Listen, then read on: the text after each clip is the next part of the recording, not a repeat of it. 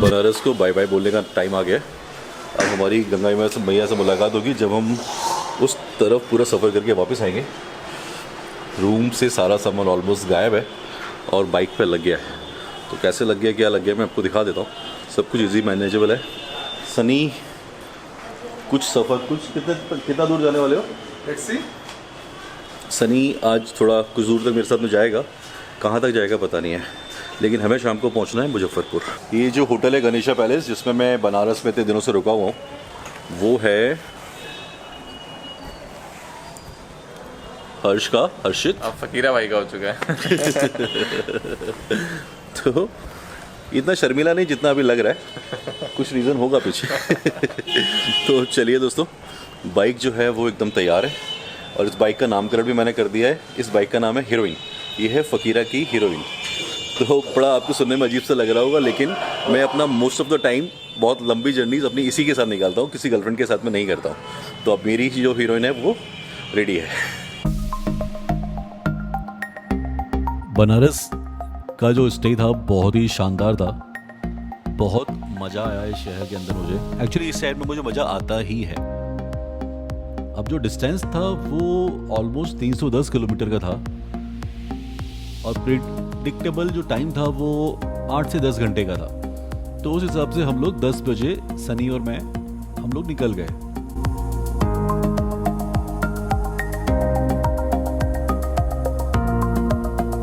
As usual जो भी पुराने शहर होते हैं जहाँ पे भी थोड़ा सा मतलब जो चीज़ें होती हैं तो जगह बहुत कम होती है, और जगह कम होने की वजह से लोगों के बढ़ जाने की वजह से, व्हीकल्स बढ़ जाने की वजह से ट्रैफिक होता ही है।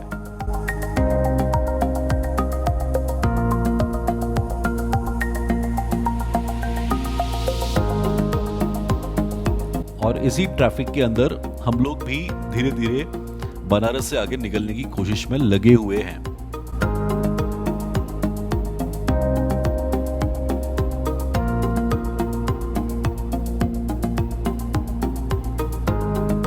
ये बहुत ही पुराना स्ट्रक्चर, मुझे नहीं पता एग्जैक्टली ये क्या है। जिनको भी पता हो वो कमेंट्स कर सकते हैं। मुझे इतना जरूर पता है कि अब गंगा जी के ऊपर एक ब्रिज आएगा, क्योंकि इससे मैं पहले भी गुजरा हूं। जब मैंने कन्याकुमारी से कश्मीर का राइड किया था तब मैं इसमें से गुजरा था।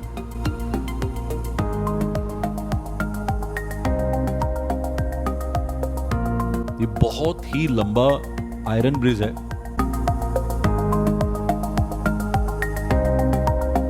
सच बोलूं ना दोस्तों, लेकिन थोड़ा अदरवाइज बिल्कुल भी मत लेना, लेकिन शायद आपको भी ऐसा महसूस होता होगा कि कई लोगों को मतलब गाड़ियां होती हैं उनके पास लेकिन चलाना नहीं आता। और ये बनारस का आउटर है दोस्तों, फॉग नहीं है, ये बहुत फाइन डस्ट जो होती है ये उड़ रही है। बहुत ही इरिटेटिंग सी डस्ट है।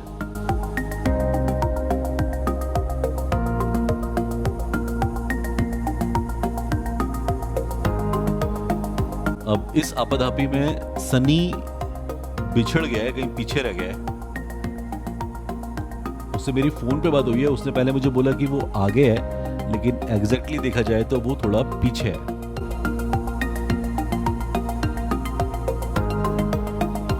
कोई भी कहीं से भी आ सकता है। अब मेरा मन किया कि मैं नींबू पानी पी लूं, लेकिन ये नींबू पानी नहीं था, और ये जो बंदा है ये भी मेरी बात समझ नहीं पाया। सत्तू का ग्लास था, लेकिन सत्तू भी मुझे पसंद है और मुझे नहीं पता था कि ऐसे सत्तू बिकता भी है। लेकिन एनीवे मैंने वो ग्लास को पिया और मुझे बहुत मजा आया। फाइनली अब मुझे सनी का वेट करना ही पड़ेगा। नजर हटी, दुर्घटना घटी।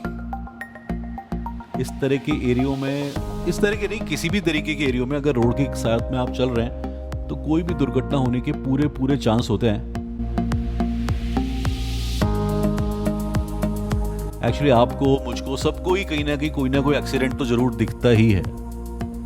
तो सबसे अच्छा ये है कि जब भी आप रोड पे हो तो बहुत सावधानी बरतिए, बहुत ध्यान से चलाइए, क्योंकि ज़रूरी ये नहीं है कि आपने कोई गलती की है या नहीं की है। प्यारे प्यारे बच्चे, स्कूल के बच्चे। आपने गलती की हो या ना की हो, सामने वाला भी आपको ठोक सकता है।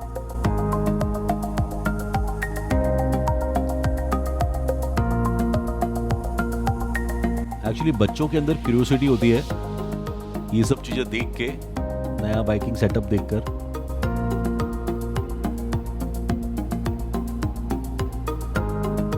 इस ढाबे पर हम लोगों ने खाना खा लिया है।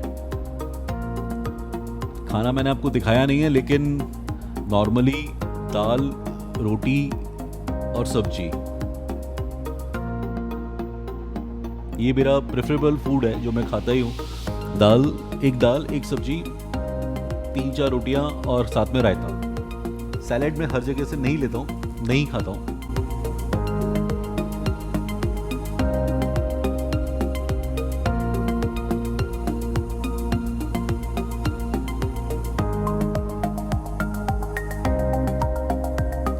अगर टाइम देखा जाए तो 3:30 बज रहे हैं। अब तक जो भी कुछ हुआ है वो ठीक ठीक ही हुआ है, मतलब बहुत ज्यादा परेशानी देने वाला या मानसिक परेशानी देने वाला नहीं है। बस ये जो इरिटेशन होता है, ये रॉन्ग साइड से आने वाले लोग और एटीट्यूड दिखाने वाले लोग। मतलब गलती तो गलती, मतलब चोर तो चोर, ऊपर से सीना चोरी। शायद मैंने गलत कहावत बोली ना। अब उस तरफ डाइवर्जन है, रास्ते को बंद किया गया है, इसलिए मुझे इस तरफ आना पड़ रहा है। लेकिन सामने से जो व्हीकल्स थे वो इस तरह से रिएक्ट कर रहे थे जैसे मैं बहुत बड़ी गलती कर रहा हूं।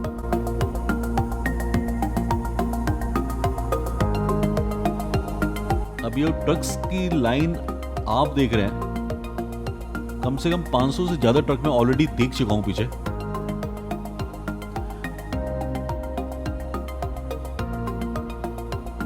पांच 6 किलोमीटर से ज्यादा की लंबी लाइन है, जिसमें एक रो में 3 से 4 रो लगी हुई हैं ट्रक्स की। अभी ट्रक वालों के पेपर्स कब क्लियर होंगे, कब इनकी क्या चीजें क्लियर होंगी और ये कब आगे बढ़ेंगे, बहुत सोचकर ही अजीब सा लगता है।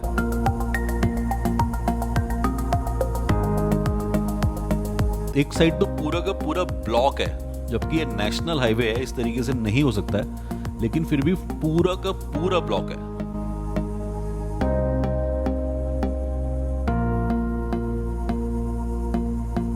और अब ये नई समस्या, ये यहाँ के गाड़ी तो सरकारी है, अब ये पुलिस वाले हैं या आरटीओ वाले हैं, क्या हैं पता नहीं है।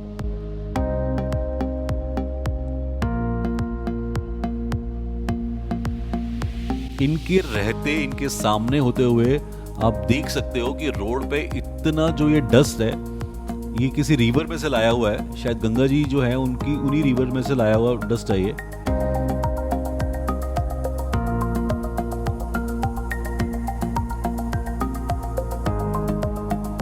मतलब डिवाइडर का कोई यूज है ही नहीं, दोनों तरफ ब्लॉकेज है, जाम लगा हुआ है।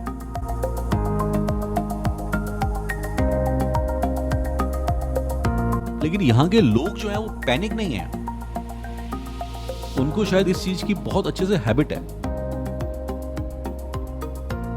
और अब आपको जो ट्रैक्टर्स नजर आ रहे हैं, माशाअल्लाह बहुत कमाल के ट्रैक्टर्स हैं ये। इन्हीं की वजह से ये जो डस्ट है ये इस नेशनल हाईवे के ऊपर है।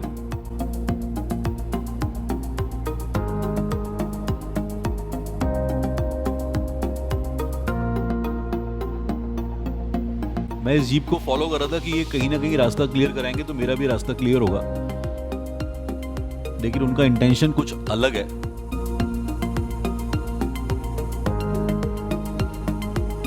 अभी तक दोस्तों इस राइड में मैंने जितने भी सनसेट देखे हैं, सबको देख के मुझे बहुत ज्यादा सुकून मिला है।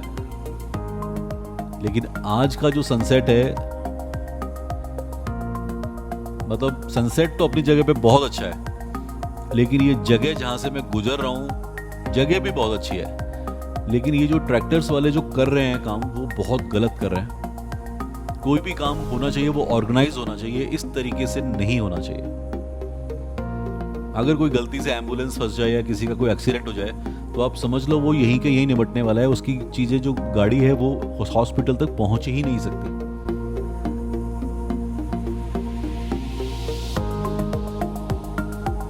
कैमरे में आप शायद देख सकते हैं, उस तरफ तो ब्लॉक लगा ही हुआ है, इस तरफ भी पूरी तरीके से जाम है।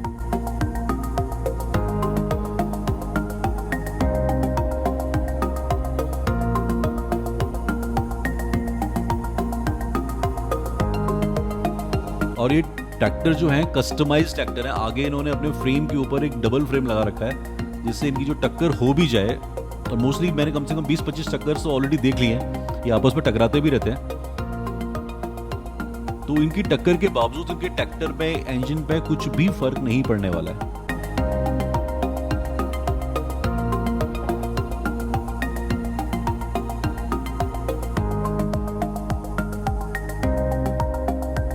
बहुत ज्यादा टाइम खराब हो रहा है दोस्तों।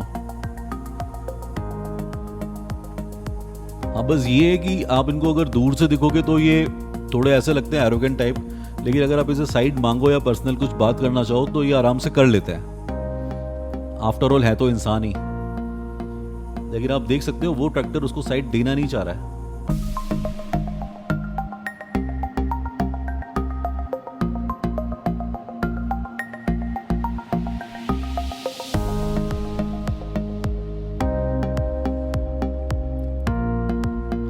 हर इंसान आगे से आगे निकल जाना चाहता है, दूसरे के बारे में सोचने की कोई जरूरत लग ही नहीं रही है इनको।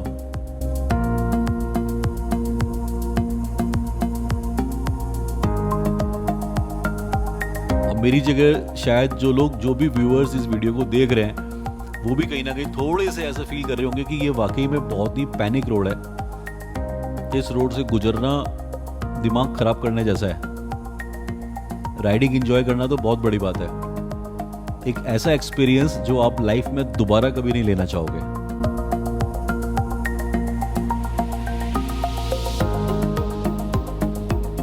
इन्होंने रेत का तालाब जैसा बना लिया है और आराम से ट्रैक्टर ऐसा लग रहा है जैसे फ्लोट करते हुए जा रहे हैं मस्ती से।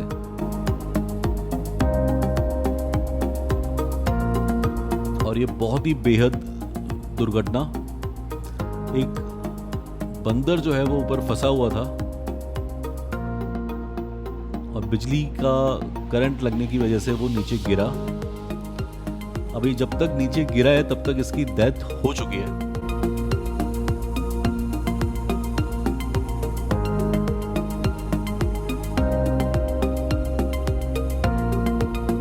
जिंदगी और मौत का कोई भरोसा नहीं है, तो आपके पास जितने भी पल हैं उनको सही से जीने की कोशिश करो। ज्यादा सोचो मत आगे की,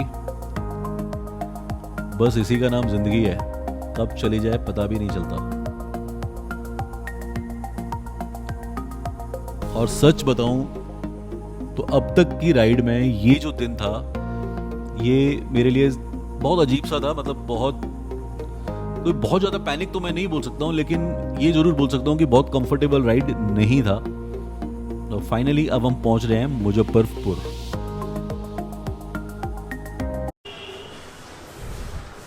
होटल एक्चुअली जैसा सोचा था उससे ठीक है, बहुत अच्छा है। अगर आपका इस तरफ कभी पाला पड़ रहा है तो आप भी, ये होटल का नाम है श्री इंटरनेशनल, तो यहाँ रुक सकते हैं। लिफ्ट वगैरह इसमें सब है।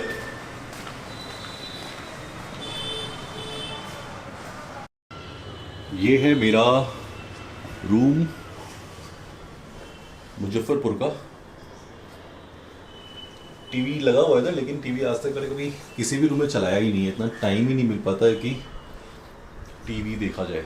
हाँ, रूम अच्छा था, हाइटेड है। मतलब जिस जगह पे मैं रह रहा हूँ ये 4th फ्लोर है, तो अच्छा है। एक्चुअली होटल भी अच्छा है।